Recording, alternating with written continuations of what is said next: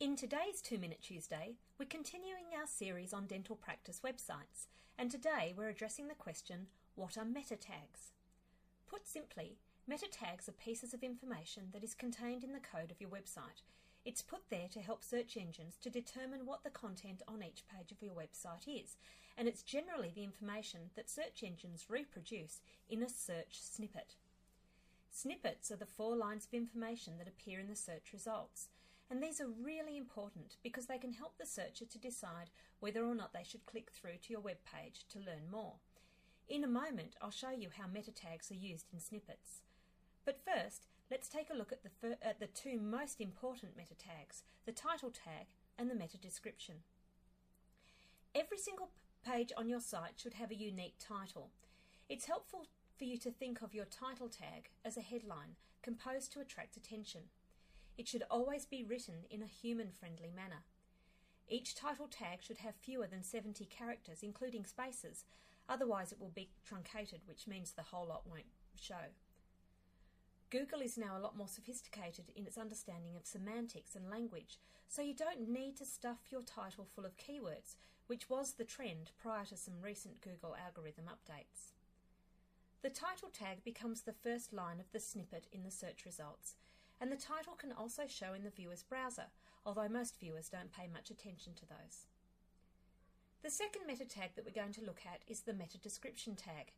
The description tag also needs to be human-friendly.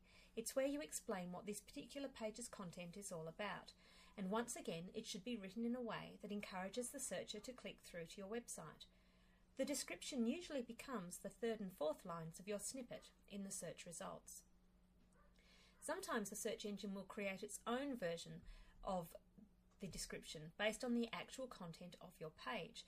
So if you don't develop your own description tag, you'll be leaving it up to an algorithm to write one for you. The optimal length of a description tag is up to 160 characters, including spaces.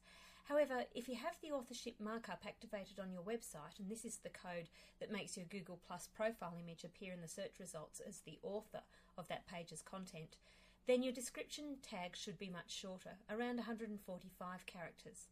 This needs to happen in order to accommodate the date that Google generally inserts as part of the snippet for authors. Each page on your site should have a unique description, and descriptions should always be relevant to the page's content.